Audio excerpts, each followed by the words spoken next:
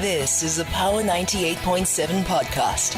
Now we're talking. Subscribe to Power 98.7 podcasts in iTunes or wherever you get your podcasts. There's more on power987.co.za.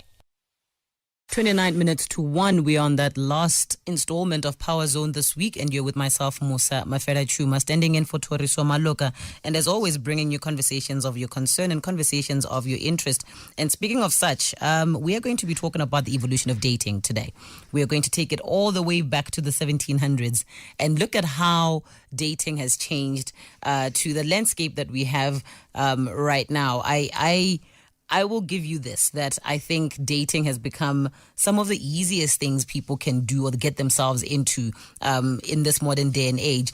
And I'm saying this because we are so globalized and so technologically advanced that the dating pool is as wide as the world is wide. You have access to literally any human being via the internet, and where your imagination back in the day was, the greatest warrior in the village, now it could be the greatest warrior in another village across the ocean somewhere else, right? And you're spoiled for choice, basically. But this conversation is on the backdrop of having lived through a pandemic that changed how we socialized quite significantly.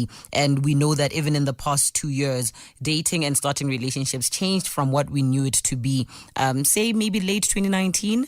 Anyone who was in what we now call a talking phase or a talking stage in December 2019, I wonder what happened to them in January, February, maybe March of 2020, and how that relationship, unfolded. So we're going to be just taking a pulse check on some of the few things that we can note that have changed and have evolved our relationship. So it is the beginning phases of our relationships to what we see today. Yes, welcome to Mjola Central. This is how we know that I have been here for at least a week, and I will be talking relationships come hell or high water. So we're going to be joined in this conversation by Tanya, who has a relationship YouTube channel that allows millennials to express themselves and how the new age or the new era is treating them, not only as far as relationships are concerned, I think in many aspects there. We'll also be joined by Landu, who's a relationship and marriage coach, and we'll be unpacking the evolution of dating. Tabile, good morning. Good morning, Musa. How are you? I'm well, and you? I'm good, thank you. Good. Your microphone sounds a little bit low. Is it? Let me just try and see if I can't do something. Is it better now? Much better. Thank you so much for giving us your time this morning. And I appreciate that, as early as it is, we are still going to be talking, very pertinent issues here. It's always a pleasure. Definitely. Tanya, good morning. Good morning. How are you? I'm good, and yourself? Good. Thank you so much for giving us your time this morning. No problem. Thank you for having me. Good. Where's your partner in crime? I thought you guys are, tied to the hip. Unfortunately, she won't be able to make it this morning. She does send apologies. It's all right. Just send my greetings. I want us to start with, the basics, right? And reflect on the importance of a healthy beginning to a relationship and how that sort of builds towards a good relationship. And this is me assuming, because I'm not well versed at this topic. I'm talking to people who talk about relationships far more often than I do, right? I can just come in from an experience point of view, but let's pick the brain of, the specialists here. Tabile, I'll start with you. How important is the foundation of a relationship, and how can you make your dating phase healthy? I think it's very important. And I think it starts with the interest that you would have with the person or the people that you are dating. Something that's very key to note is that during dating stage, I guess a person is able to and allowed, if I could even use the word allowed, to see as many or date as many people as they want. Because during that time, you're still trying to get to know a person. You haven't really pinned down in terms of whether do you want to commit to this person, do you want to have a relationship with them. So for me, the interest of having to get to know that person is quite important and fundamental. And a lot of other things would then come after that, but I think very important, very key is the interest. Because why would you even try and talk to someone, see someone if you have no interest in them at all? And this is interest on a very, very superficial level. And superficial, the very basic things that you know about them. And this was going to be my next question, Tabile, that when we say getting to know someone, it could be, hi, my name is, what is your name? What's your favorite pasta dish? What do you dance to on a Friday, right?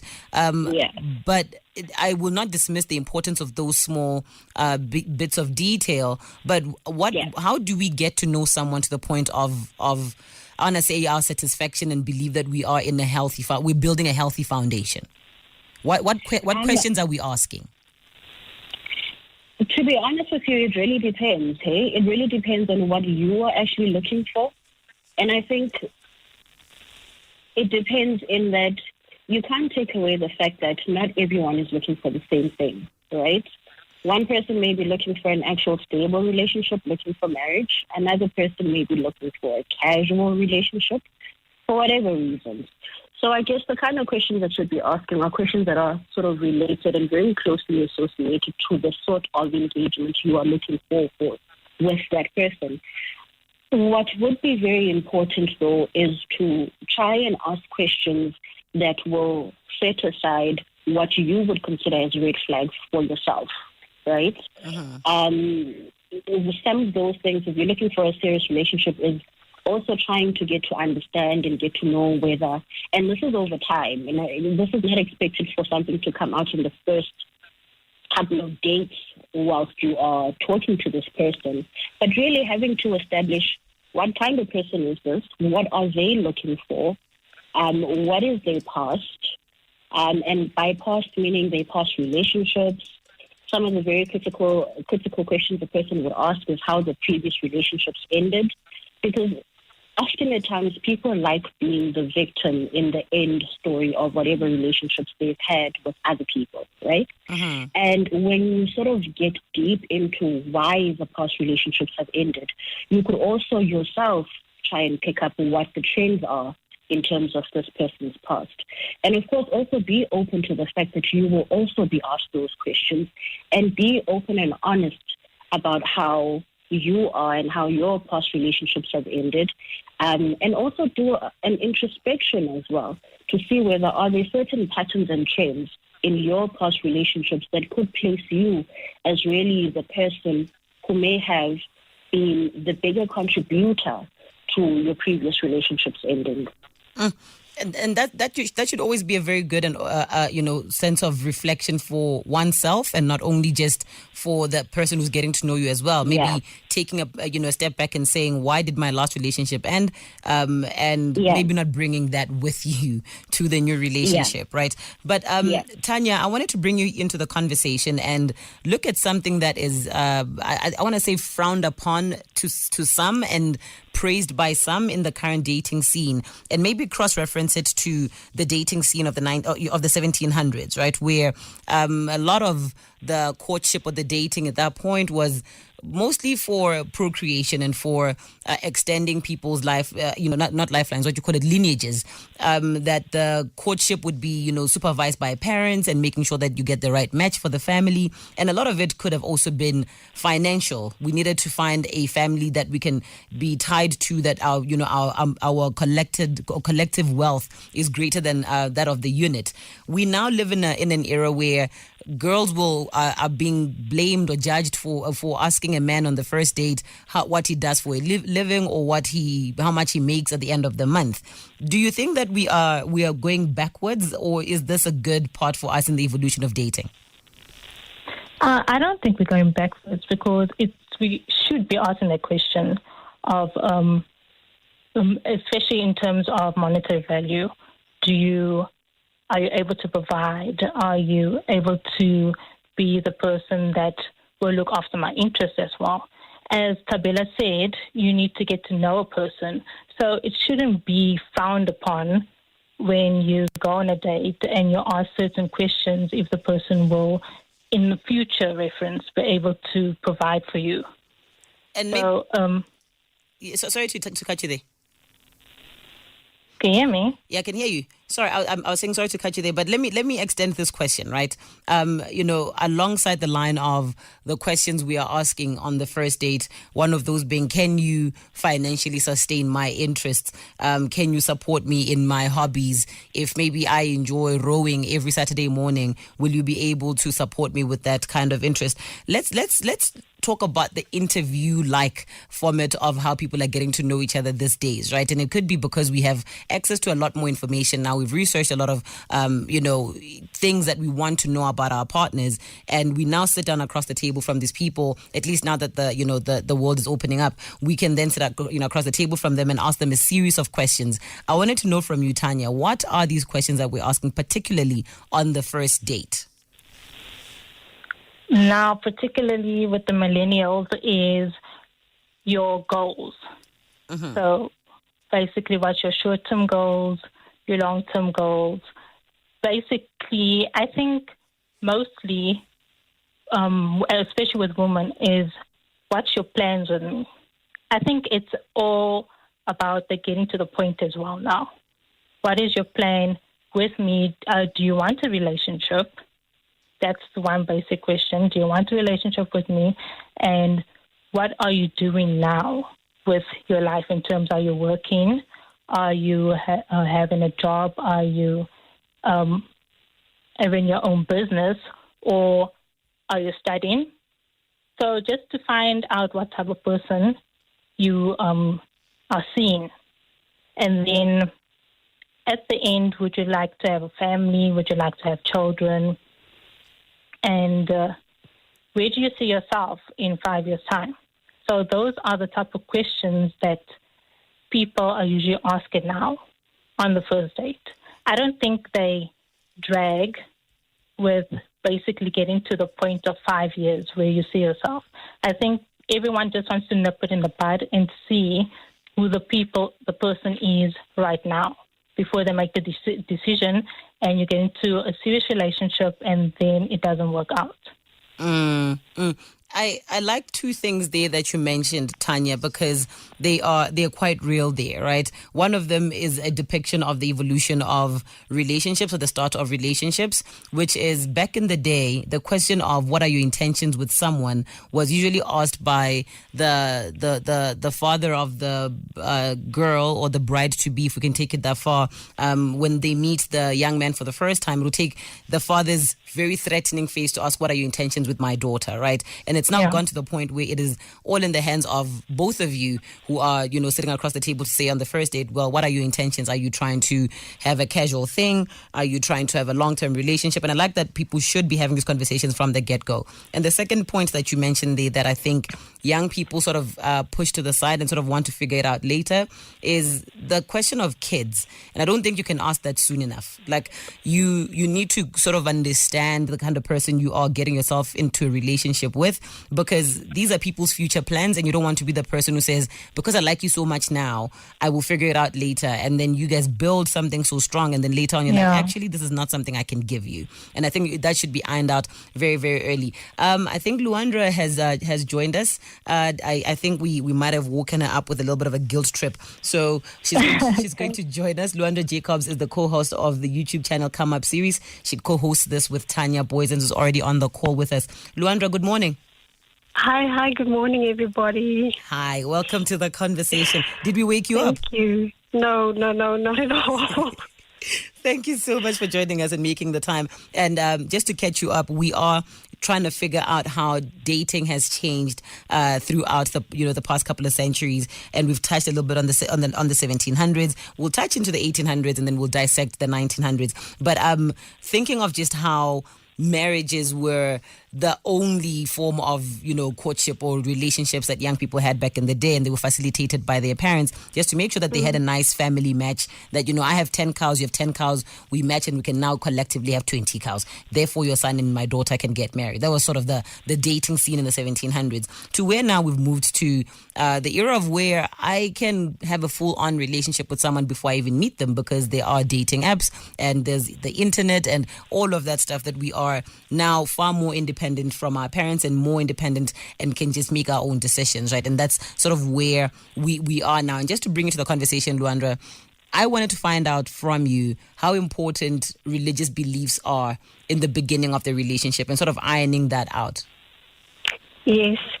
Well, in our topic of the evolution of dating, with the panel we did discuss that topic, and we have found that religious beliefs is quite important for people and for South Africans out there lately.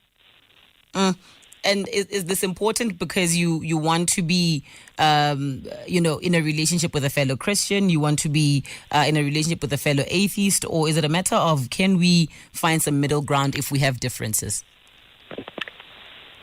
Some people said they actually don't mind because they can find a middle ground. But the majority said it's just much better in terms of, like, if you think for a long-term relationship, right? When you think of, okay, if we're gonna have kids in the future, what foundation are we going to teach the kids, or what values are we going to install? So it's just so much important in terms of that. I definitely hear you, because I mean, if we are, of the same religious beliefs, I think it makes it an easier conversation to have. I think it's far more harder if we have to sort of align ourselves. And Tabila, I'm going to bring you back into the conversation and try and figure out in your experience with marriage counseling, particularly where people have been dating for a while and they are now deciding to tie the knot and commit to each other for the rest of their lives. How important has religion mattered in those conversations? I mean, in my opinion, it's made much more of a bigger issue than it actually should be, right? In life, in general, we meet a lot of people in different walks of life that have different religious beliefs. And if you are a person that is able to respect the other person's religion and be able to coexist with that person, right? There's never really an issue in terms of having to understand that what you believe is what you believe, and therefore it's not superior to the next person's religious belief. I do sort of get how it could get a bit complicated in terms of deciding, in terms of how you raise your children.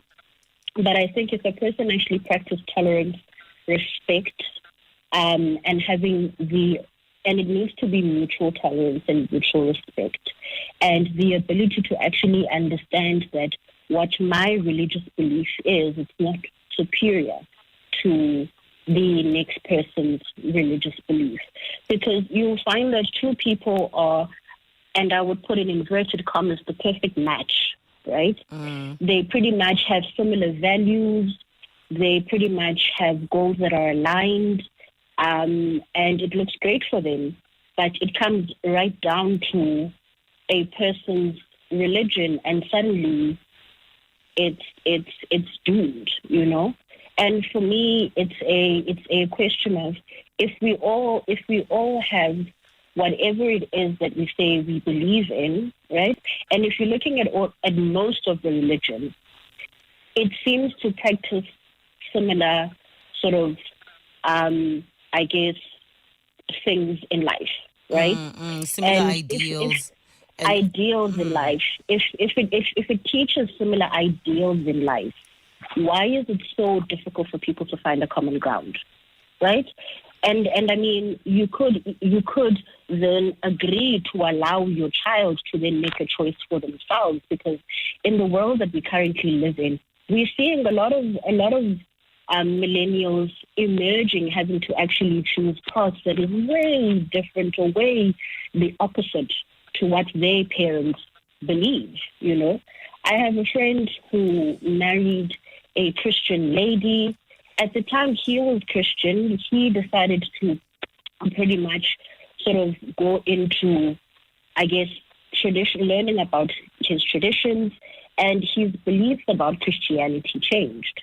They have a daughter, and at this point, they're actually learning how to coexist and how really to respect each other in what they believe in and raising their child as best as they possibly can, with making the child understand this is what your father believes, this is what your mother believes.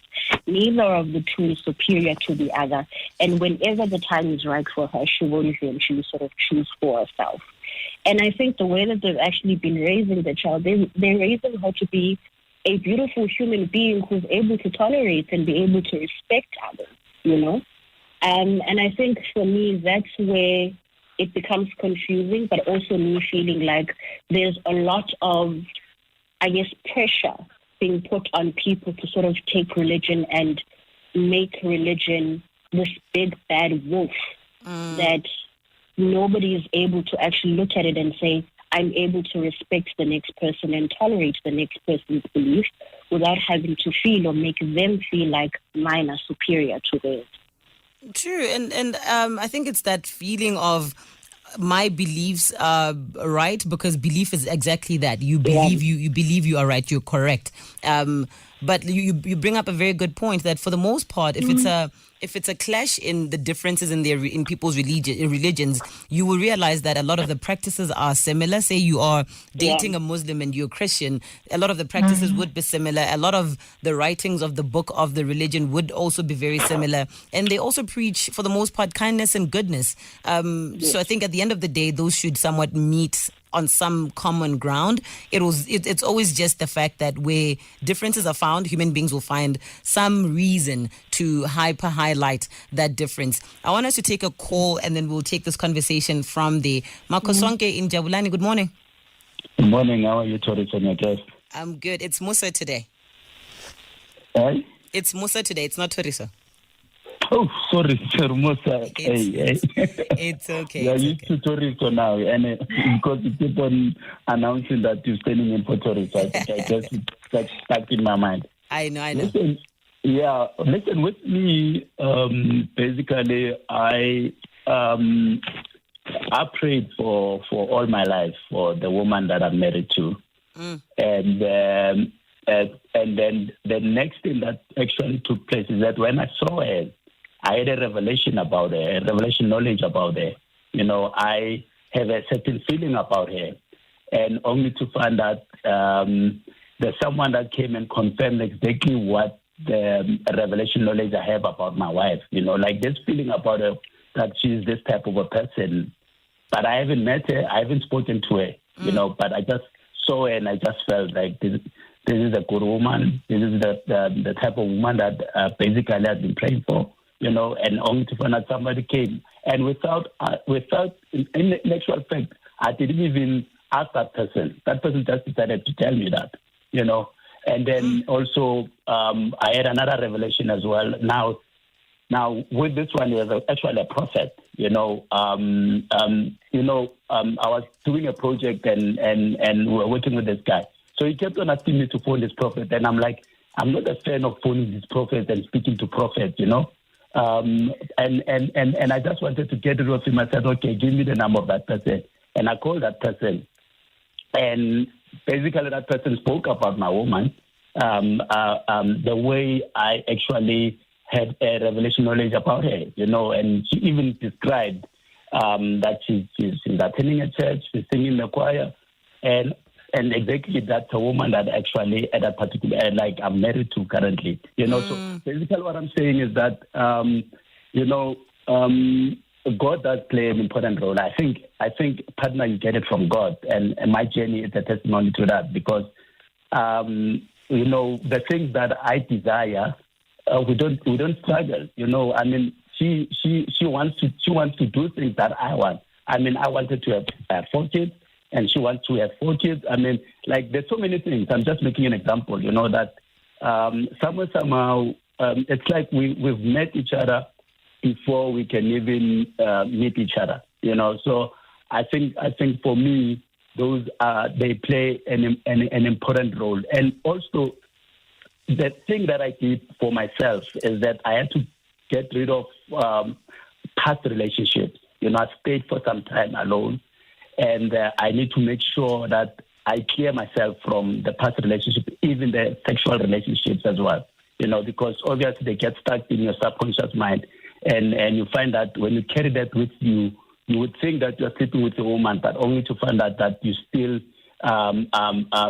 engaging with those people on your thoughts, on your subconscious mind. So for me, I had to make sure that I'm going into that cleared myself, and hence I also didn't entertain any relationship with someone that just left the relationship, or they just broke up with someone, because I knew that they still or they had past relationships. So for me, I think those are the most important thing to actually look out to, because you want to make sure that when you get involved with a person, you're fully committed to that person, and it's you and her, not you and other relationships, or her and other past relationships and you.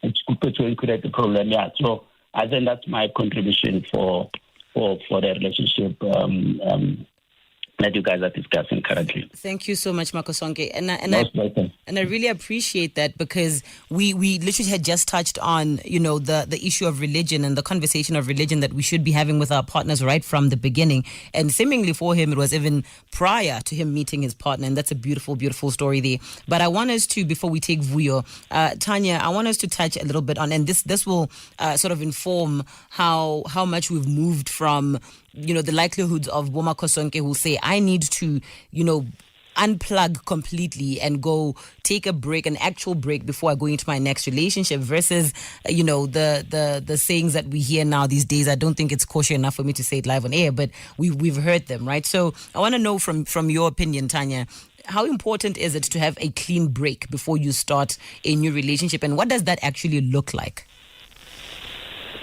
Having a clean break.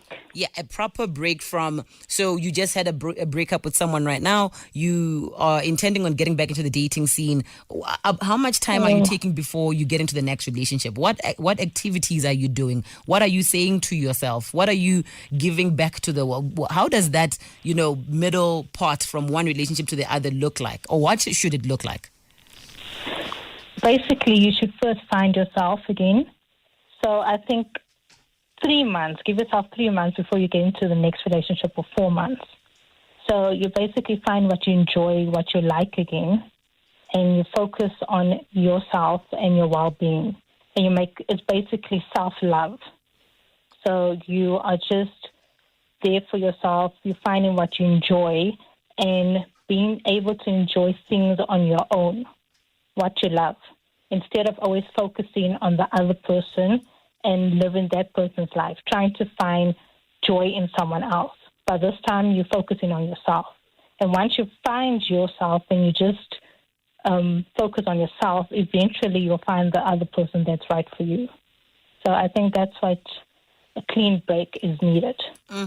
I definitely, I can see that. I've always been one to believe that, you know what, if you feel like you're fine the next day, you know what, go meet someone else. How else are you supposed to get back into the dating scene if you don't see what it looks like? But we all know that backfires, right? And Makosonke also said that you might think you are intimately interacting with someone, but you're still stuck in the thoughts of your previous partner or something like that. Let's take another caller, and then we will take the conversation from the Vuyo in Bryanston. Good morning. Hi, how are you doing? We're well, and you? You just stole 30 seconds of my time, and you just added something else to this, but we don't have time. Okay, yes, let's be as brief as we can. Let's just be brief as possible. Mm-hmm. I was thinking in my head, I loved the conversation I've been listening. It's a tricky conversation. I'll tell you why. I loved what Tanya just said. One, find yourself. But it becomes tricky in the sense that sometimes you meet somebody when you are with somebody, and that person has certain attributes that, what's the word? I'm trying to find the word now, the proper word to put it, that basically coincide with you. Mm-hmm. That's point number one. Point number two is that we cannot be talking about kids when we haven't done the groundwork. The groundwork would be that we need to, before we even come to the religion part of it, it comes back to who are you, who is the person that you are meeting, and what are the common things between the two of us. Because things don't end wrong. They start wrong. If you haven't done that, then it's going to end wrong. Those are my points. Thank you so much. That's Vuyo in Bryanston, and I appreciate that. And it's pretty honest, right? That groundwork needs to be done. I know that the issue of kids will come up a lot, especially like with people our age group, because we've gotten to a point where we are now young professionals. We are making a little bit of coin. We are somewhat in stable relationships. We're looking forward to building stronger relationships. Kids become a topic of discussion, right? And when it comes to groundwork, I know for a fact that I said, listen, until my bank account looks a certain way, there's no way I'm having kids. I think for me, the groundwork will be on a very personal level. I want to give my children a very comfortable life. Therefore, if the partner I meet does not agree with me on that, that might become a little bit sketchy. Luandra, I wanted to bring you back to the conversation, and let's a lot of the things that we're talking about right now, as they are in preference, in people's preferences, right? Someone could prefer that they want to have kids. Others might say they don't want to have kids. Others might say they want a religious partner. Others might say they don't want a religious partner. There could be many differences, right? So as young people and millennials, we call certain things red flags. I wanted us to talk about the issue of red flags and what that does to our minds. Do we then focus on the negatives while we are looking at a new partner, or can we establish a mentality of green flags instead? I believe we can establish a mentality of green flags, but then you have to identify for yourself what red flags are. And I think usually people know after a failed relationship, you sit back and reflect on what went wrong, what are the signs that you miss, or what did you not like, what attributes of the person did you not like in the failed relationship, and how can you address it, or think and self-reflect, how did you contribute towards that. And maybe when you enter into a next relationship and you see some of these same issues and problems show up again, I think that's where an action plan can come in. How soon you can address it soon, much sooner, nip it in the bud if possible, and then turn that into a green flag, raise whatever issue you have with your new partner and say, hey, this was an issue for me. Can you perhaps not do this? I'm still struggling or working on this point, that type of communication with your new partner. And obviously if that part person is right for you, they will work on it. So I think that's also where the self-reflect and that time comes in, that you guys have just mentioned, taking time after a breakup and then asking yourself, how have you contributed to the failed relationship, the red flags and the things that you do not want to see in your next relationship, and if it shows up again, then just nip it in the bud and turn it into a green flag. I really do like the idea of green flags, right? But I also don't want us to be overly enthusiastic and believing in the goodness of the human heart and thinking that, every red flag can be turned into a green one, right? And this brings me to my next question, Tabili, because I want us to, because we are talking about the evolution of dating, we want to look at how dating looked before and how dating looks now. I want us to look at this and maybe see if it's a terrible phenomenon or not.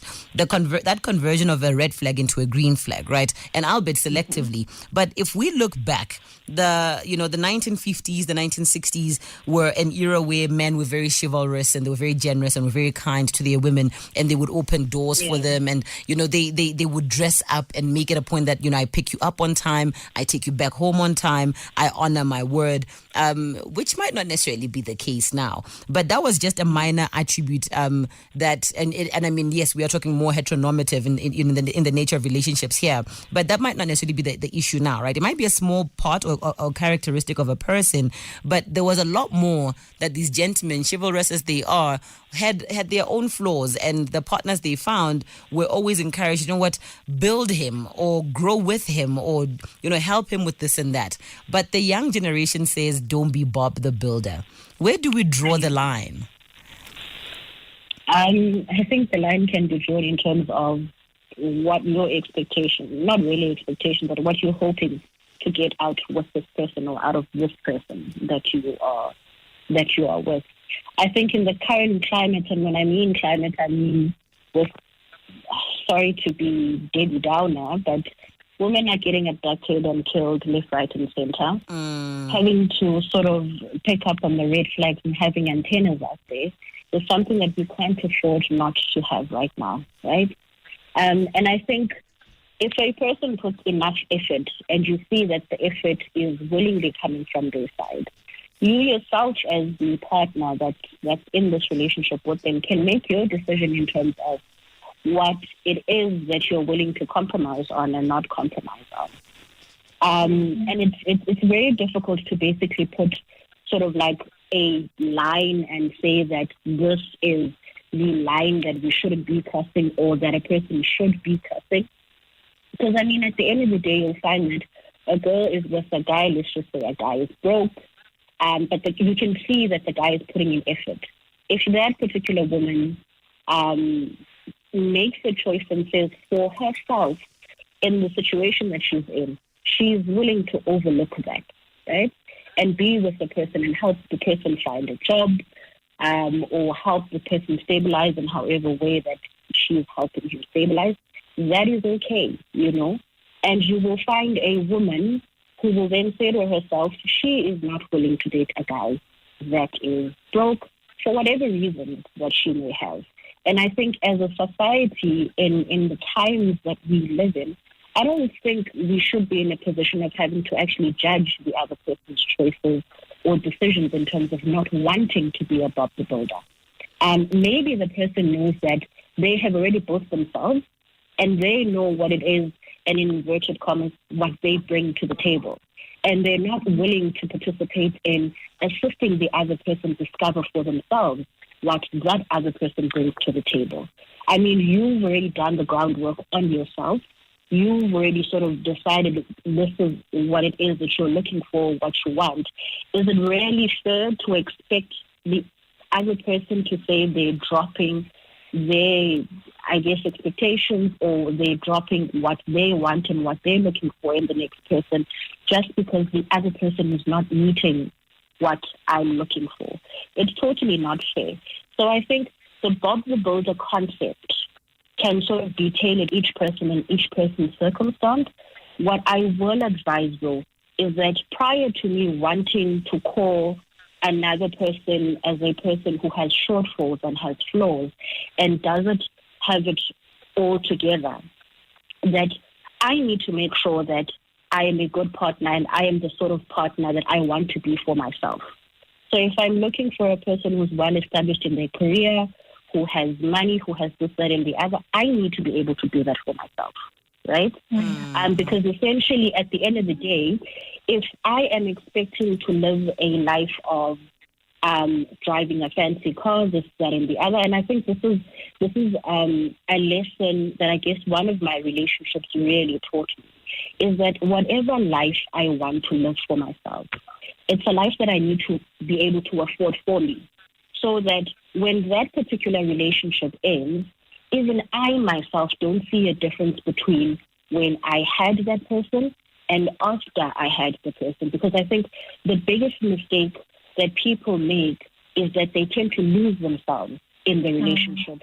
You lose yourself either emotionally, mentally, or even financially. And by financially meaning that you lose all power in terms of you doing things for yourself because you haven't placed yourself in a position for you to afford the things you want for yourself. And you find yourself in a situation where you are in this relationship that you're stuck in, that you don't want to be in, that you can't leave because you are latching on because of whatever financial gains or whatever emotional gains or whatever mental gains that you're getting from this person.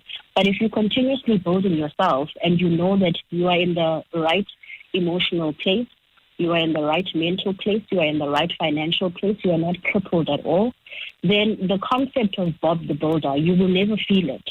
Because you yourself know that you are a work in progress as much as the next person is.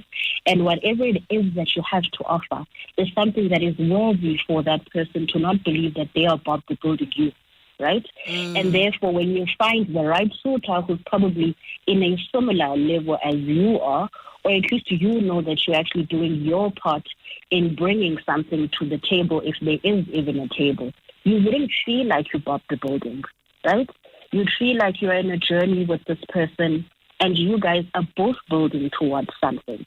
And I think effort on both parts is very important. But what I will really sort of ask people to stay far away from is having to place their own expectations of how far a person can Bob the build, if we can use that concept, and expect the next person to follow the same mindset. I think if anything, let's conclude that, you know what, everyone should be Bob the Builder for as long as they have the cement and brick for it. If you don't, and I mean, I don't think we have the same amount of cement and brick here. I think I have just about half a brick. Someone else has a whole heap of bricks. So maybe be Bob the Builder for as long as you have the cement and the bricks, and you know, all good and well for you and good luck. Let's see what the final structure will look like. Tanya, I wanted to ask you, because Tabile did touch on something that we do need to honestly reflect on, right? The nature of dating has gotten a little bit scary, especially considering the status quo of gender-based violence in South Africa. How do we advise, you know, the younger generation that's coming into the dating scene, that has the iPhone 13 Pro Max and they have access to all of the internet in the world and are entering the space having not been advised very well? How do we advise them to stay safe? What precautions should they take? Precautions that they should take is basically don't just go and visit the person. If they ask you for, or they give you a location, don't just go on your own. Rather go in a public place as well, if you want to start dating. Public place. And do not give your house address at all, especially on the first day. Because especially with millennials now, a lot of people would ask you to come over. Let's meet up at my place or your place. Rather just stick to a public place where there are a lot of people, or go with a friend, or meet people in a group or a braai, so that your friends can also get to know this person. Is this person fine for you? Because as you say, there's a lot of gender-based violence happening, and you don't know the person, and you don't know what the person is capable of. And there's a lot of things happening in our country right now, and that's unsafe as well for ladies. So for me, best bet is just to meet up with the person in a public open space where there are more people around and people are vigilant as well. This is very, you know, scary, to be honest, because we want to believe that the dating experience is supposed to be fun. It's supposed to be, you know, exciting. We call these, initial moments the honeymoon phase, and you know, we're all giddy. And I think decision making sometimes might go out the window. But we have to bring ourselves back to the context of the location with which we are dating in. And thank you so much, Tanya, for that. You're right. Maybe try and meet this person for the first time around their friends and around your friends.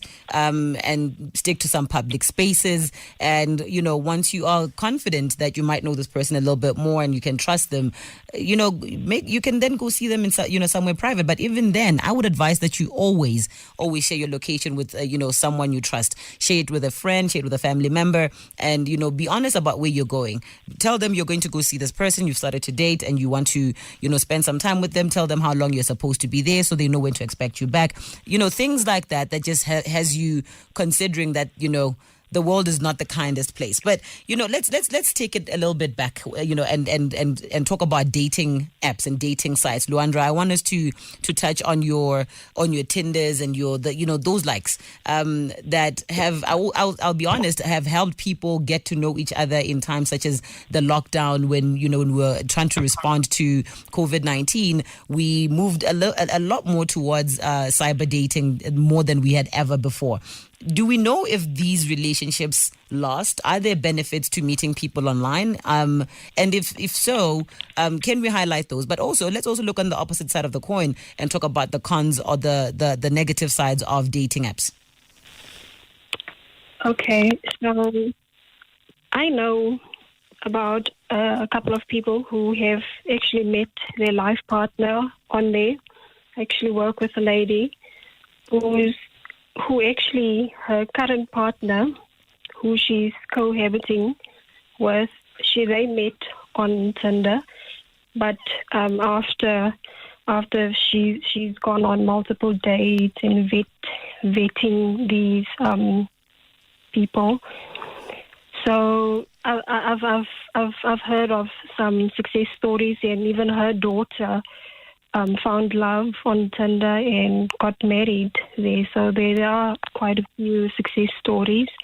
And then there's also catfish stories and people. She actually also shared one with me where she said before she met her current partner, she was actually catfished. The person who she was chatting to, it wasn't the same person who showed up for their coffee date. And then I asked her, how did it turn out? And she said it actually turned out quite well. The conversation went well. It was a bit awkward in the beginning because she was like, okay, so obviously you don't look like your profile picture that you have there on Tinder. And why did you do that? And then he said he didn't feel too confident. And mind you, these people are in their early 40s or so on there. So, I think catfish, the catfish stories are a bit more, because I've also heard more guys complain about the catfish situation, or people not looking like their profile. But there's also quite a few good reviews in regards to that. I think also the one con to dating apps, people say that they get burnt out, and the fact that people are always holding off for the next best thing, or they don't take it. The relationships are like microwave relationships.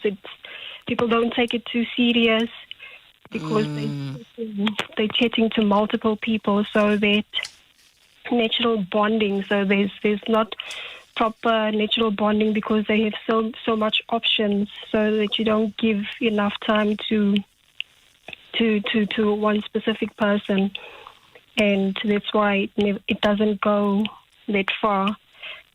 So there seems to be a bit more cons on the dating app, only because there's so many options. People have a lot of options, but I think it's also there really isn't. I think it's also just an illusion that people have a lot of options, actually, because some people say that if you're actually looking for someone serious, one specific guy said he was always holding off on there's always something better, and now that he's finally trying, because he's in his early 30s, he said everybody else is getting married now, and he wasn't taking it too serious, and he was always looking for the next prettiest girl. Because mind, he was like, there's always a prettier girl.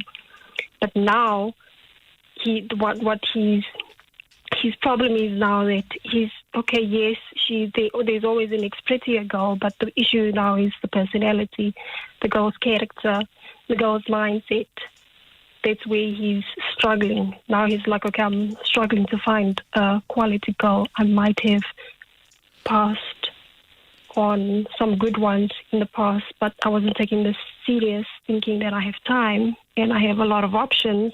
And in fact, I actually don't have infinite options.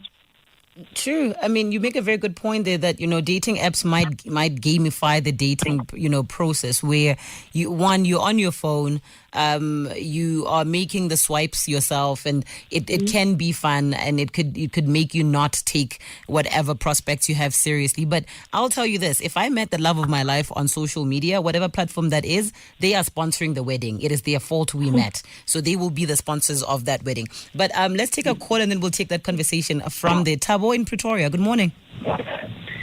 Morning. So ironic. I'm actually driving from a person that I met on one of the dating apps. Oh, and okay.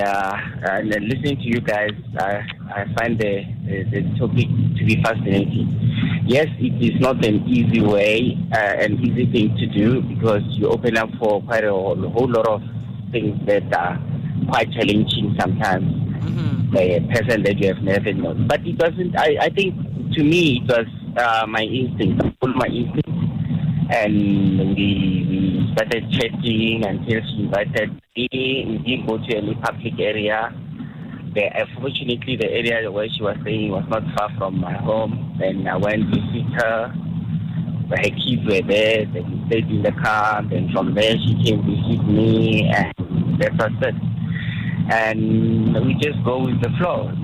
Now we were sitting in the car, just talking, whatever. She had some bit of flu, then I went to check on her. But it's actually, the thing that I actually called for is about dating online dating as it is. The challenges that we actually come across, according to my experience, which is the second person that I actually met. The other one was the pharmacist, but it didn't work out because of what I put on my expectations for a relationship. Was that probably maybe serious relationship and maybe chances of maybe 1 or 2 kids or something like that. And a lot of these people that we meet, they don't actually respect those things that we actually put there. That's the thing. Yeah. And you find that you meet and then you start to click, to bond. But when you come to discuss these things that you actually put to highlight what you expect out of the relationship, no, I don't want kids. I'm like this and this and this. Then you start to ask yourself, what is this now? Because breaking up, just, you see, you have already started bonding with these people and this person, and then now it's going to be something else, True, because I mean, I don't know. Because when they got on the app, there was something else that they were looking for, and they were not going to let your wanting kids disturb them from getting it, I guess. But I wanted to ask... And even another thing is that which I actually that frustrates me is I love kids, and I would like to have my kids. I've got my kids from my previous relationship, but I would have to have maybe a wife with kids, 1 or 2 kids. But my problem is that is no. I don't want to compromise on that. Because I got very solid reasons why I want to have my own kids with my expected partner. Now, the person will be insisting on meeting and starting to consume the relationship, but when coming to what I expect, doesn't want to open up about it, doesn't want to even compromise to meet me halfway or something, But will be prepared to start whatever. And another risky part is you have to don't compromise. Use condoms or tests. I don't compromise on that. As a man, I mean, I don't compromise on that because you meet somebody, you don't even know those people. Because of some of the people are just there to play with our feelings and everything like that. So when I don't expose I don't just give my feelings to people that will just use me and everything like that. As a man, I'm really strict when coming to that. So it's not easy. It's a good thing, more especially in this world that we're living in, because we're very busy. We don't have time to socialize. Media is the only thing which is there, and then it is a good thing, but only if people can open up and just be honest. When you say I want kids, let those ones that want kids be the ones that will respond to you, you know? I know.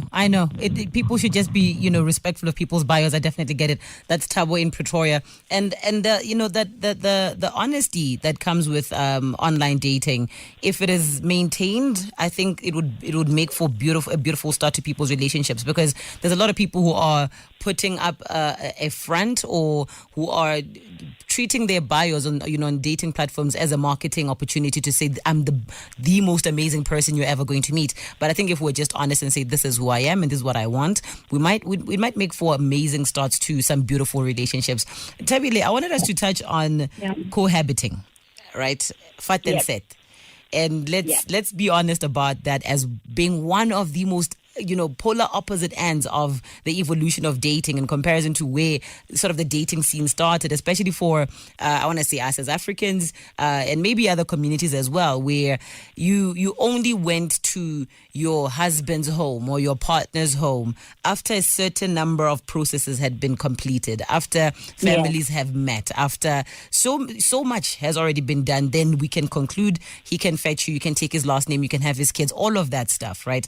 How are African parents today taking the cohabiting situation that their children are in? Sure. I think for the most part they're really, really taking it hard. And taking it hard in that often at times what tends to happen is that when a couple then stays together before the marriage and all of that, it usually takes a while before they sort of finalize or formalize the fact that they are going to get married.